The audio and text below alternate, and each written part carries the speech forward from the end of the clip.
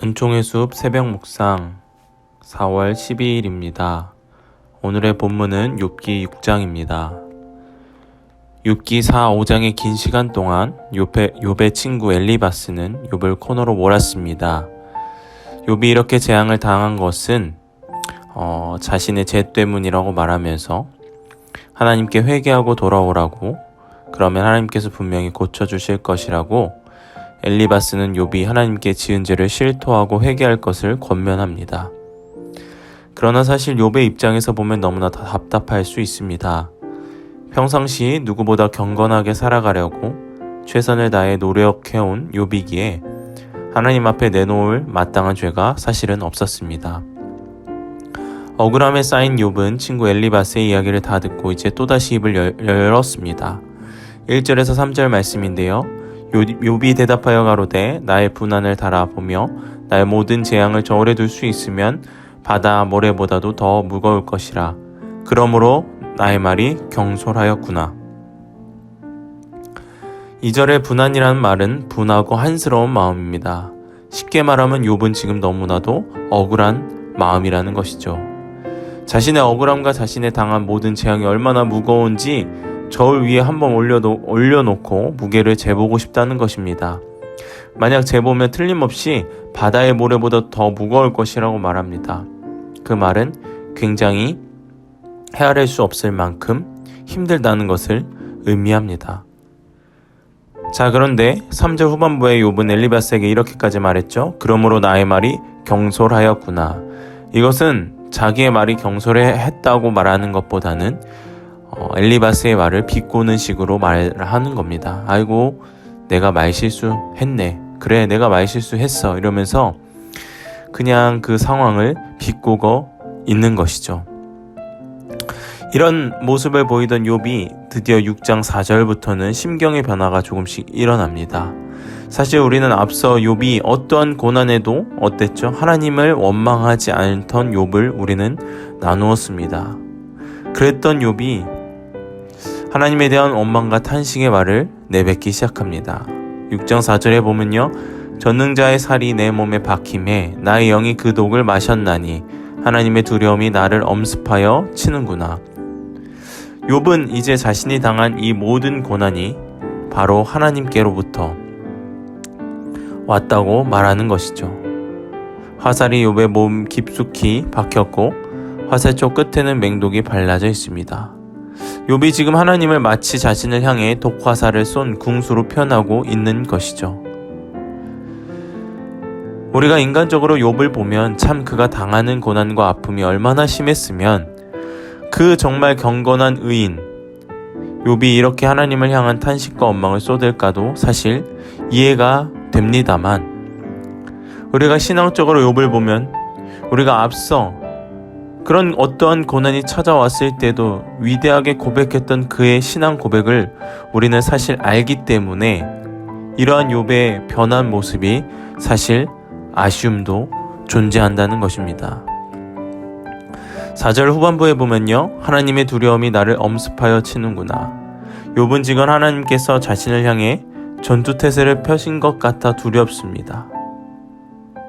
우리가 생각해 봤으면 좋겠습니다. 하나님께서 우리 편이 되시는 것만큼 세상에 든든한 것이 어디 있겠습니까? 그런데 반대로 하나님께서 우리의 적이 되시는 것만큼 세상에 두려운 것도 없습니다. 욥의 심리가 지금 이렇게 느껴지는 겁니다. 욥은 지금 하나님이 자기를 적으로 생각하고 있는 것이 분명하다고 말하고 있습니다. 왜 하나님께서 자신을 치시는지도 알 수 없고 연거푸 재앙을 내리시는 그 하나님이 너무나도 두렵습니다. 욥은 엘리바스에게 자신이 왜 이런 고난 가운데 탄식하고 있는지 이유를 또 설명합니다. 5절에 보면 들나귀가 풀이 있으면 어찌 울겠으며 소가 꼴이 있으면 어찌 울겠느냐. 여기 보면 먹을 풀이 있는데 들나귀가 왜 울며 먹을 꼴이 있는데 소가 왜 우냐고 말합니다. 들나귀나 소가 먹을 것이 없어 우는 것이 당연한 것처럼 비참한 환난에 빠진 자신이 울부고 탄식하는 것이 분명한 이유가 있어서 그런 건 아니냐고 엘리바스에게 이렇게 말하고 있습니다. 그리고 또 이어서 보면요, 우리가 굉장히 흥미로운 표현이 등장합니다. 6절, 7절인데요. 싱거운 것이 소금 없이 먹히겠느냐? 닭의 알 흰자위가 맛이 있겠느냐? 이런 것을 만지기도 내 마음이 싫어하나니 못된 식물같이 여김이니라. 우리가 혹시 국이나 찌개를 먹을 때 맛이 싱거우면 어떡하죠? 소금을 넣어서 간을 합니다.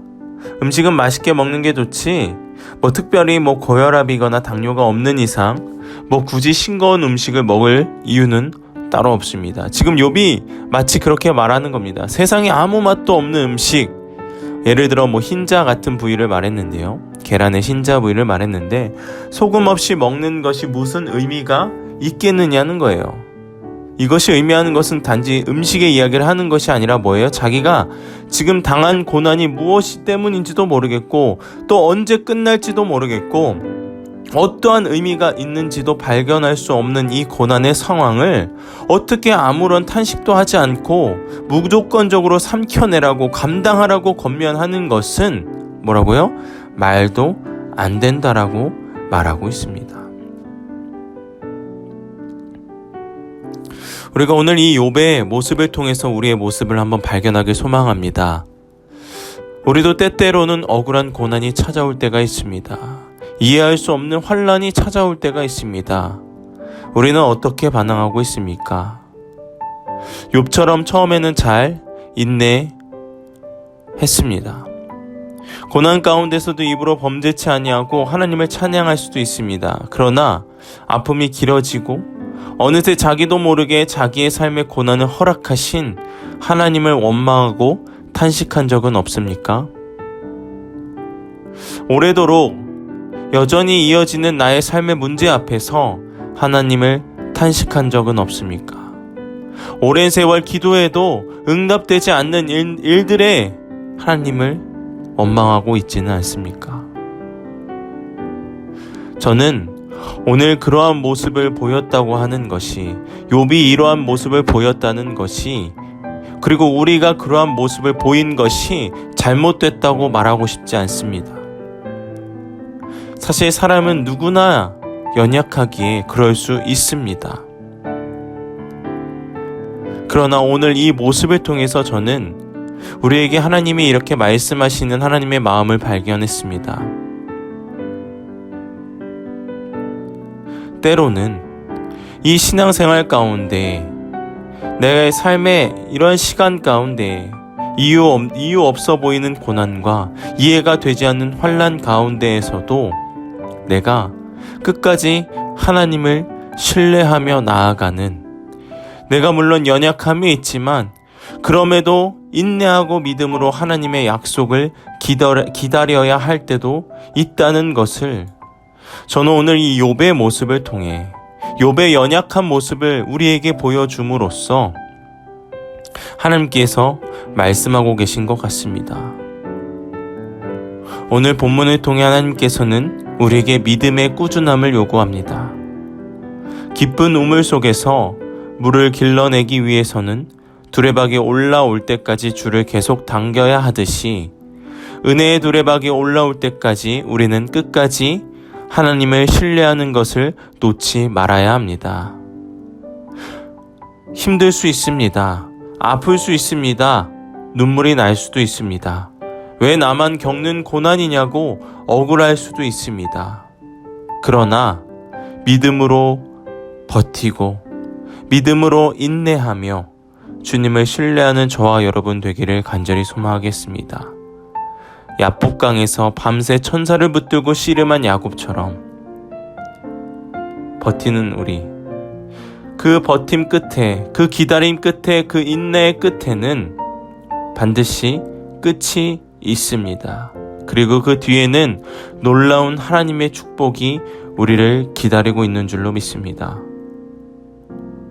오늘 힘들어도 하나님만 붙들고, 내일 힘들고 또 힘들지라도 하나님만 의지하며 선하신 하나님을 찬양하며 감사하며 믿음으로 살아가는 우리 전농교회 여러분 되기를 간절히 소망하겠습니다.